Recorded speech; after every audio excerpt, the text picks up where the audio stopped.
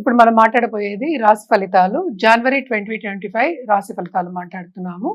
దానికన్నా ముందు గ్రహస్థితి గోచారం ఎట్లా ఉందో ఈ నెలలో చూద్దాము.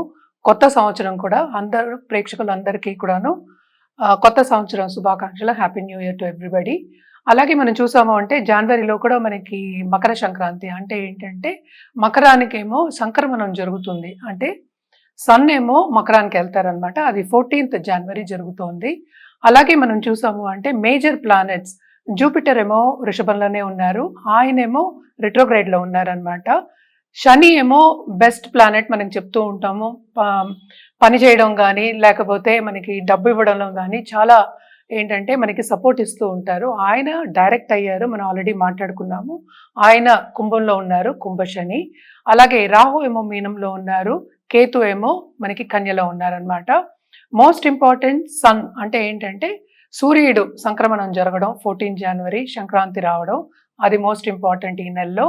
ఇంకోటి ఏంటంటే మనకి మార్స్ అంటే ఏంటి కుజుడు మనం మాట్లాడుకున్నాం, నీచ స్థితిలో ఉన్నాడు. ఆయనేమో ఇప్పుడేమో మనకి towards end of this month ఎగ్జాక్ట్గా మనం చెప్పాలి అంటే 21st జనవరి మిథునానికి వెళ్తున్నారు అనమాట. అలాగే ప్రస్తుతం బుధుడేమో మనకి స్కార్పియోలో ఉన్నారంటే వృచ్చికంలో ఉన్నారు. ఆయన ఫస్ట్ వీక్ ఆఫ్ జనవరి ఏమో మనకి ధనుస్కి వెళ్తున్నారు. అలాగే towards end of this month ఏమో మకరానికి వెళ్తున్నారు అనమాట. అలాగే మనం చూసాము అంటే శుక్రుడు జనవరిలో మనకేమో కుంభంలో ఉన్నారు శనితో పాటు. ఆయన towards end of this month 28th జనవరి మీనానికి వెళ్తున్నారనమాట. ఇవన్నీ ఏంటంటే మామూలుగా ఉన్న జనరల్గా ఉన్న గ్రహస్థితులు. అలాగే మార్స్ రిట్రోగ్రేషన్లో ఉండి నీచ స్థితిలో ఉన్నప్పటికీ చాలా మందికి చాలా రాసుల వారికి ప్రాబ్లమ్స్ ఉంటాయి అన్నమాట. ఎస్పెషలీ ఏంటంటే ఇంటర్పర్సనల్ రిలేషన్షిప్, అలాగే ఏంటంటే మనం చేసే పనిలో కూడాను కొంచెం నలతగా ఉండడం అవన్నీ జరుగుతూ ఉంటాయి. సో ఏ రాశుల వారికి ఎట్లా ఉందో చూద్దాం మనం. ఎప్పుడు మనం మొదలెట్టేది మనం మేషరాశితో. నమస్తే. ఎన్నో ఆధ్యాత్మిక కార్యక్రమాలు నిరంతరం ఛానల్లో ప్రసారం అవుతూనే ఉంటాయి. మనందరికీ సుపరిచితురాలు డాక్టర్ ఆర్బి సుధ గారు, ప్రముఖ ఆస్ట్రాలజిస్ట్, లైఫ్ కోచ్. జనవరి మాసానికి సంబంధించి నూతన సంవత్సరం వచ్చేసింది. నూతన సంవత్సరంలో మొదటి నెల జనవరి. ఈ జనవరి మాసం ఏ విధంగా ఉండబోతోంది, ఈ వివిధ రాశుల వారు, ద్వాదశ రాశుల వారు ఏ విధమైన రెమెడీస్ చేసుకోవాలి, అలాగే వాళ్ళ లైఫ్ స్టైల్ ఈ మంత్లో ఏ విధంగా ఉండబోతోంది జనవరి మాసానికి సంబంధించి తెలుసుకునే ప్రయత్నం చేద్దాం. రెమెడీస్ కూడా చెప్తారు, చక్కగా నోట్ చేసుకోండి. దానికన్నా ముందు గ్రహస్థితి ఏ విధంగా ఉంది, వివిధ గ్రహాలు ఏ రకంగా ఉన్నాయి, ఈ విషయాలన్నీ వివరిస్తారు. వాటిని కూడా నోట్ చేసుకోండి. ఇక ద్వాదశ రాశులు మేషరాశి మొదలు మీనరాశి వరకు చెప్పడం జరుగుతుంది.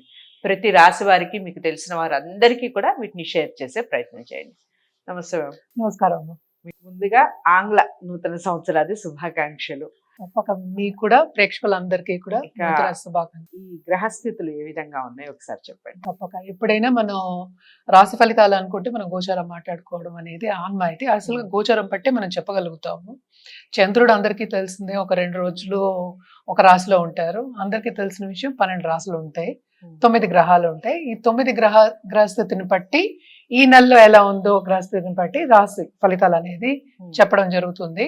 మోస్ట్ ఇంపార్టెంట్ మనకి జనవరిలో అందరికీ తెలిసిన విషయం ఏంటంటే సంక్రమణం జరుగుతుంది. అంటే ఏంటి, మకరంలోకి సూర్యుడేమో ప్రవేశిస్తాడు. మకర సంక్రాంతి అంటూ ఉంటాం. అది పెద్ద పండగ కూడా మనం చేసుకుంటూ ఉంటాం. అది 14th జనవరి జరుగుతుంది అనమాట. మోస్ట్ ఇంపార్టెంట్ అదే. ఇంకోటి ఏంటంటే మనకి మేజర్ గ్రహాలు జూపిటర్ మనం మేజర్ గ్రహం కింద తీసుకుంటాం. ఎందుకంటే జూపిటర్ ఎక్కడ ఉంటా అంటే గురువు ఎక్కడ ఉంటే అక్కడ అబండెన్స్ అనేది ఎక్కువ ఉంటుంది, ఎక్స్పాండ్ అవుతుంది అంటాం. కానీ ఇక్కడ మోస్ట్ ఇంపార్టెంట్ ఏంటంటే మనకి రిట్రోగ్రేడ్ లో ఉన్నారు, అంటే వక్రించి ఉన్నారు అనమాట, వృషభంలో ఉన్నారు. అలాగే రాహు ఈ నెలంతా మనకి మీనంలో ఉంటారు, కేతు ఏమో మనకి కన్యలో ఉంటారు. అలాగే మనం చూసాము అంటే శని మేజర్ గ్రహం కుంభ శని కుంభంలో ఉన్నారు, ఆయన డైరెక్ట్ అయిపోయారు, అది కూడా మనం మాట్లాడుకున్నాము. సో అది కూడా ఒక మంచి ఇదేమో డైరెక్ట్ అయిన తర్వాత చాలా మట్టుకు మంచి కార్యక్రమాలు జరగడం కానీ, మంచి వాళ్ళు మనకి రావడం కానీ, అంటే టచ్ లోకి రావడం కానీ, ఉన్నత వ్యక్తులతో పరిచయం జరగడం కానీ అది కొన్ని రాశుల వారికి జరుగుతూ ఉంటుంది. అలాగే మనం చూసామంటే శుక్రుడు ఏమో ఇప్పుడు ప్రస్తుతం కుంభంలో ఉన్నారు, towards end of this month మీనానికి వెళ్తున్నారు అనమాట. అలాగే మెర్కురీ బుధుడు అంటే ఏంటి మనకి కమర్షియల్ గ్రహం. సో బుధుడేమో ప్రస్తుతం ఏంటంటే వృశ్చికంలో ఉన్నారు, ఆయన 4th జనవరికి ఏమో మనకి ధనుస్కి వెళ్తున్నారు. అలాగే towards end of this month ఆయనేమో మళ్ళీ ఏంటంటే మకరానికి వెళ్తున్నారు అనమాట. సో కంబషన్ కూడా అవుతోంది. ఎందుకంటే సన్‌తో పాటు ఉన్నారు కనుక ఆల్మోస్ట్ మిడ్ జనవరికి కంబషన్ అవుతుంది అనమాట. దాన్ని బట్టి కొన్ని మనకి రెమెడియల్ మెషర్స్ చేసుకోవడం కానీ, లేకపోతే కొన్ని ఫలితాలు సత్ఫలితాలు ఉండొచ్చు, వేరే ఫలితాలు ఉండొచ్చు. సో అవన్నీ కూడా మనం మాట్లాడుకుందాం.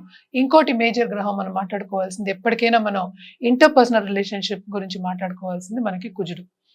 కుజుడు మనకి ఏంటంటే నీచ స్థితిలో ఉన్నాడు, వక్రించి ఉన్నాడు అనమాట.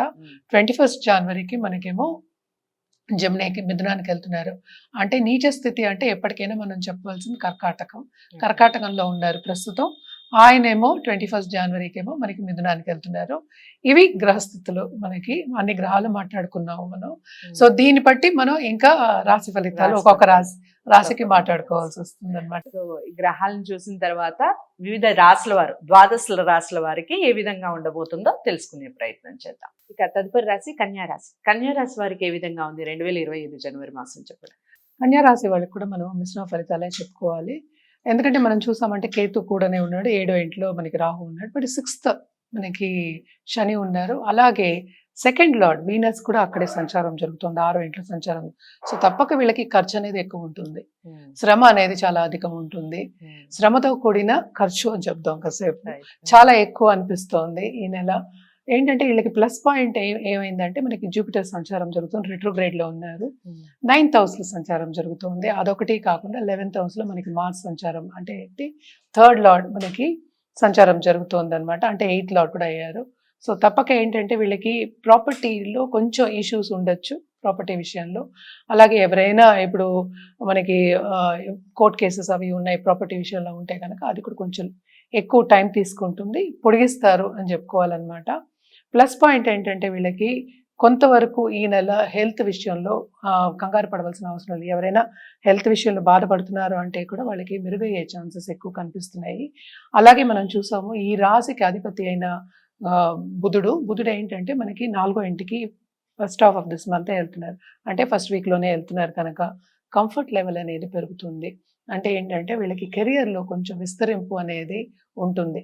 అంటే ఏంటి, వాళ్ళకి కొంతవరకు ఇంక్రిమెంట్ రావడం కానీ, లేకపోతే చేసే పనిలో వాళ్ళకి సాటిస్ఫాక్షన్ రావడం కానీ జరిగే ఛాన్సెస్ ఎక్కువ కనిపిస్తున్నాయి.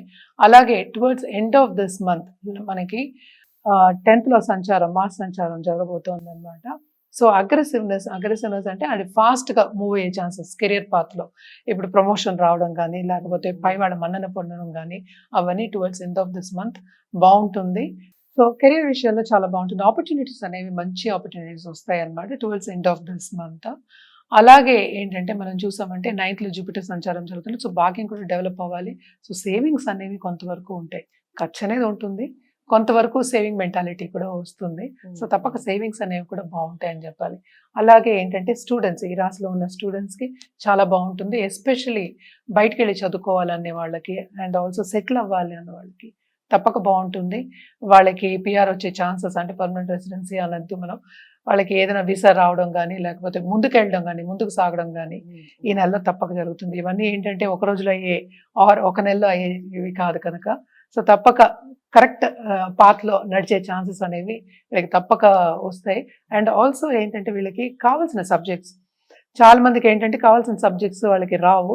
కావాల్సిన సబ్జెక్ట్ కానీ, లేకపోతే నాకు కావాల్సిన యూనివర్సిటీ కానీ రావడం అనేది జరుగుతుంది, తప్పక బాగుంటుంది. అలాగే ఏంటంటే ఫారిన్తో బిజినెస్ చేసేవాళ్ళు అనుకుందాం, లేకపోతే ఆన్లైన్ బిజినెస్ చేసేవాళ్ళు అనుకుందాం, వాళ్ళందరికీ బాగుంటుంది. తప్పక వాళ్ళకి డబ్బు వచ్చే సూచనలు ఎక్కువ కనిపిస్తున్నాయి. సేవింగ్స్ అని ఇందాక అది చెప్పాను కదా, సేవింగ్స్ అనేది తప్పక ఉంటాయి.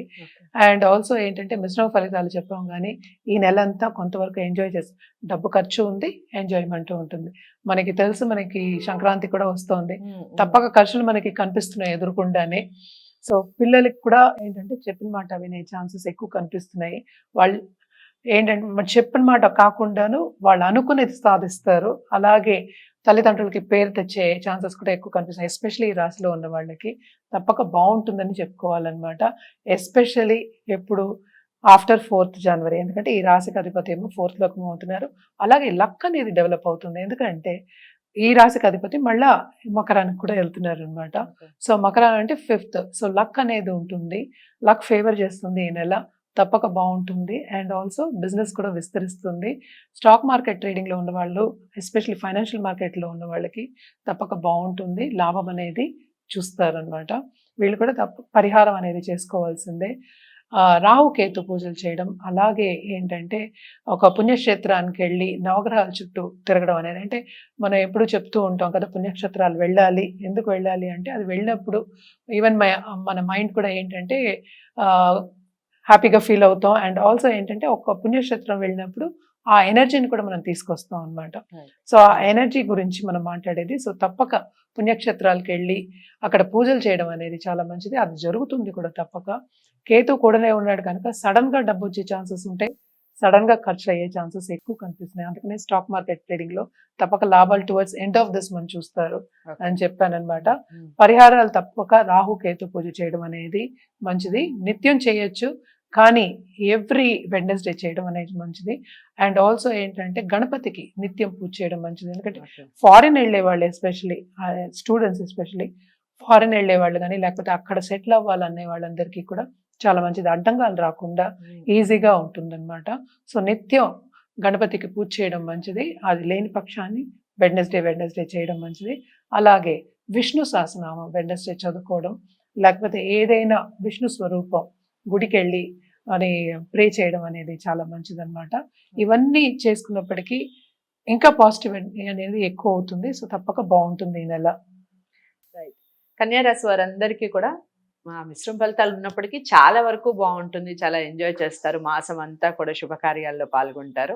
కొన్ని విషయాల్లో జాగ్రత్తలు వహించాలి. వాటిని పరిహారాల ద్వారా మనం పరిష్కరించుకోవచ్చు. ఆ పరిహారాలు మనం జాతకాలు చూపించుకొని పరిహారం చేసుకుంటే రిజల్ట్ బాగుంటుంది. జాతకాలని డాక్టర్ ఆర్బి సుధ గారి దగ్గరే చూపించుకోవాలి అనుకున్న వారు స్క్రీన్ మీద కనపడే నెంబర్కి కాల్ చేయండి.